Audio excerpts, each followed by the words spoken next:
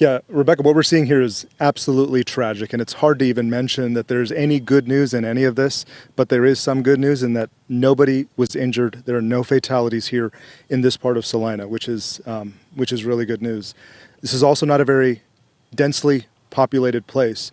If we're saying this is a possible tornado, it may have touched down in sort of the agricultural parts of Celina and then pushed over here. There are about more than a dozen homes that see significant damage, but what the Aragonés family is dealing with right now, and I want to show you, is by far the worst part here in Celina. Now, the Aragonés family moved here in 1992. They have about 3 or 4 homes just on this one plot of land, on these 20 acres. Look what it did to this home. The walls are gone, roof obviously gone. It feels like it just lifted up and then pushed over to the side because all the debris is down on the ground here. If you want to, Matt, if we can show them the pantry is the only thing that is standing, which is surprising. You see the washing machine there as well. That's the only thing that's standing. The front door is gone. Obviously everything else is gone, and I mean obviously everything that we're walking on is all glass. We have some shingles here, and obviously you have all the stuff that was inside the house also here. Now Maria, the grandmother, was staying inside the house. As soon as they heard the sirens, family called over and brought her into this house where her daughter lives. That's where they stayed. They stayed inside the closet, and that's where they huddled and stayed safe. Obviously, they're counting their blessings right now because they understand if she was still inside there, she would not be alive, and that's a tough thing to hear. Here, there was a travel trailer here, and I'm going to introduce them in just a second here. This is where Juan and Juanita lived, and as you can see, absolute devastation. There is nothing, very little you can salvage here. And I've got Juanita, I know you're trying to find some stuff. You're still looking for your laptop IDs? IDs, yes. Normal stuff. Now, you also, I know Maria, just left just within minutes before this tornado. Yeah, we watched the action or the TV, and I asked her to go get Mom out. We got our son, and we took off next door and literally walked in the house. No hi, no nothing, just got in the closet, and boom, that was it. So you drove from here to the house in the back, and what would you say? Our neighbors. About a football field down this way, and I'm sure you were hauling that way. Yes. Oh yeah.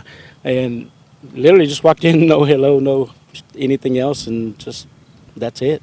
Well, Juanita, when you heard the tornado, you felt it. What did that feel like? Oh, it was scary. I mean, you heard the loud noise, and my aunt just said, "Get inside," and we took off running and get in, and it just stuff was flying everywhere. You're starting to yeah, go ahead. I stayed by the back deck area looking out the window, and it looked just like a normal windstorm. But once it cleared, we just literally walked through that deck a couple minutes. Now you couldn't walk through there. The barn door and debris and the barbecue grill, everything was out there just like that. It got covered. There's debris everywhere across 3 or 4 different homes on this plot, right? Yes. Juanita, I can tell you're shaken. Yeah. What are you feeling in this moment? It's just hard. Because, we've never dealt with this, and we never thought we would have to, but we're alive, so that's what matters. But everything else can be replaced, but not our lives. So. I had a chance to talk to your mother, Maria. She escaped from this home with the help of a grandson. Our son and us, yeah. He was in there and literally went in there and said, "Let's get out." And my nephew came from over there, drove over here, picked her up, took her there. We grabbed our son, got in the car, and we took off that way. And we were going to go in that ditch over there, but then I called my aunt, and she's like, "No, come to my house." And that's when we went inside her house, because if we probably would have been over there, we probably wouldn't be here today. And I'm sure if you hesitated at all to get Mom out of the house. Yeah, they wouldn't be here either. So, but we're blessed that we're here today. And like I said, we have a lot of family and friends that will help us out.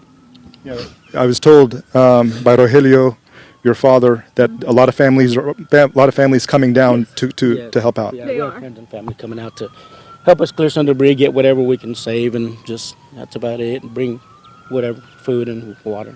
Although I found some water, so we'll be good. We'll be good. How do you describe what you see? I saw this at night. Once I knew this passed over, I came over with a flashlight, and that's kind of where I went.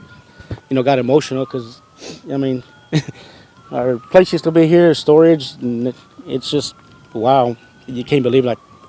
I'll be on the other side of it as an insurance agent, but now I'm the other side of it as someone that it happened to, and it's hard to describe. It's pretty bad. Yeah. Well, Rogelio, you're a blessing to your family to be at least an insurance agent who knows how to handle in these situations.